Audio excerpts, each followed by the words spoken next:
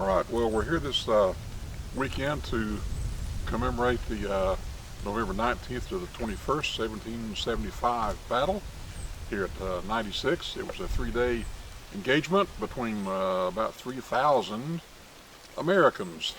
There were no British soldiers involved. It was all Americans. And this was the first land battle south of New England.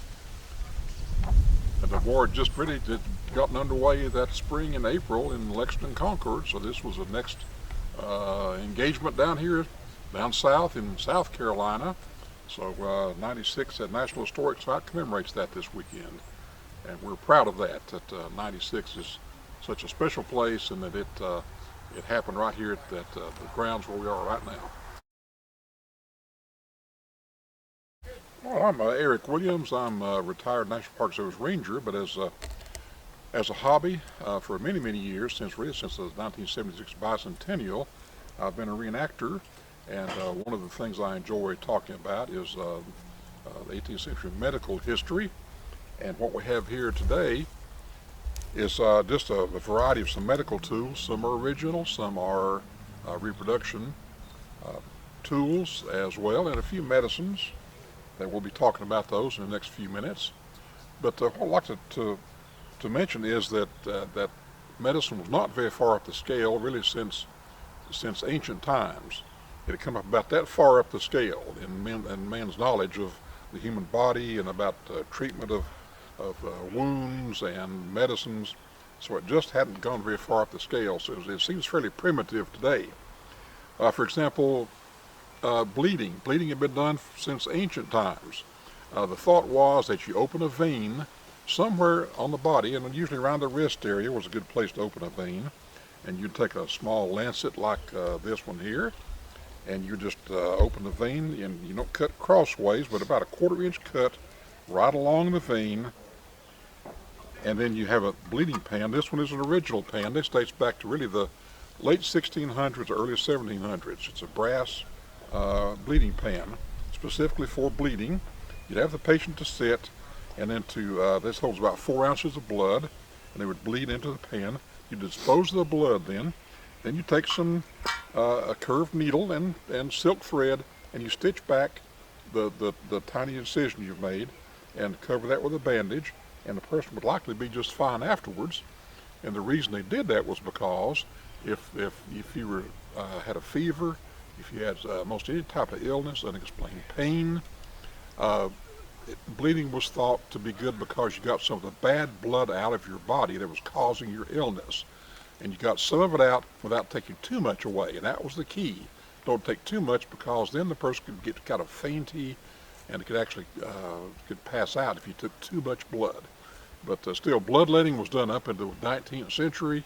It was considered to be something almost like putting on a Band-Aid today. So bleeding was very commonly done back then. Also, civilians were military. The soldiers would have bad teeth. We know 18th century people like sweets. We know that because all the references to sugar, the sugar trade with Barbados and the West Indies. There was a lot of sugar available in the colonies. And of course, molasses is very popular. So it worked on people's teeth, of course, deteriorated teeth. So bad teeth were always a problem. Now, about the only thing you could do, particularly in the backcountry of South Carolina, was if you had this is a human molar here.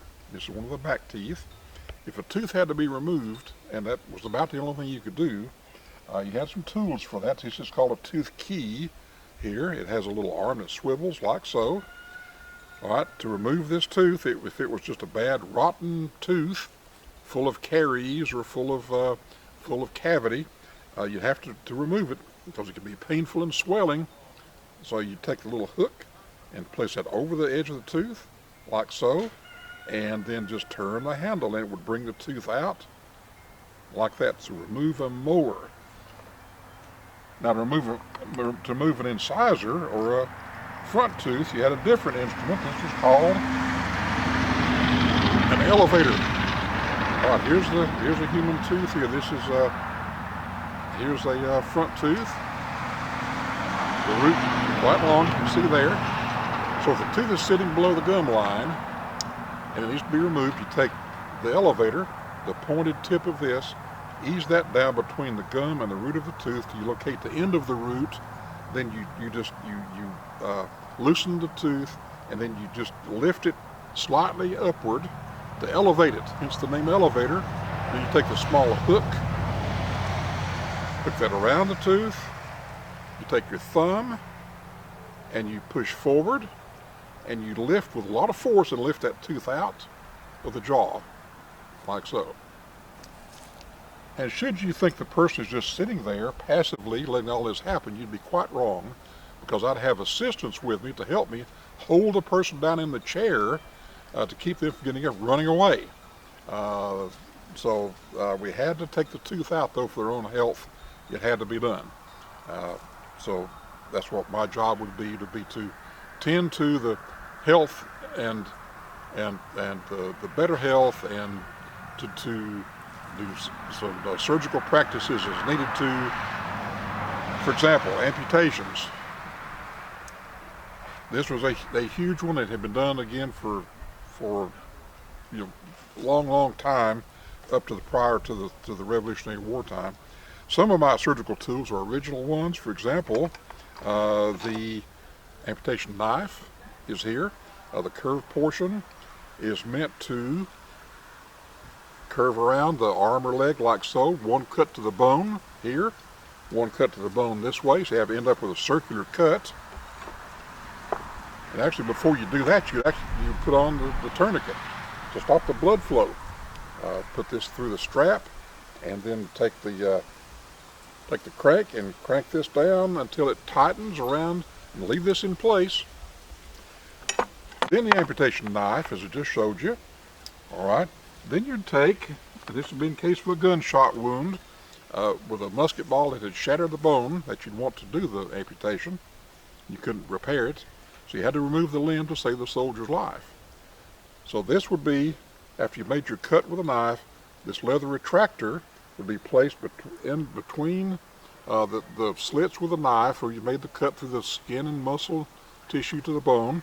The bone would ride to the center, as my finger does here, and then you pull this back, pull back the muscle tissue and skin, and then leave the bone exposed, because now you can take the amputation saw and you have enough bone space to saw through the bone.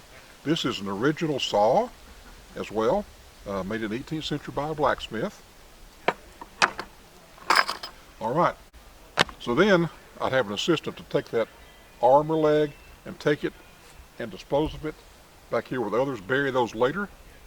All right, and then you had to, of course, dress the wound, and you would take, you had to take something called a Tenaculum, which is here, and you had to pull out each vein, each artery. You had to take a Cautery, which is a cauterizing tool, have this red hot, touch at the ends of the veins and arteries to stop the blood flow. Very, very important. And then you had to pack cotton all around it. This is cotton here right off the plant. Hey, it's clean enough, a little bit of dirt in there. No germs known about back then, no bacteria known about, so it's fine. It soaks up the blood. Then you take bandages, which are normally kept like so, in round rolls like this, roll it around. The last thing you would do would be to take an amputation stocking, which is here, a woolen short stocking, and put that on the end of the stump, which you now have. And then you take string like this, and you tie it, and you bandage everything together on the stump, like so. And then for the next several days, that soldier would be, of course, incapacitated, laying on a bed of hay in his tent, or at home if it's a civilian in their bed. I'd drop by to see them, and if I saw any bleeding along here, any blood, it was a bad sign, because we had to go back and had to redo and find that vein or artery you've missed, because they could bleed to death.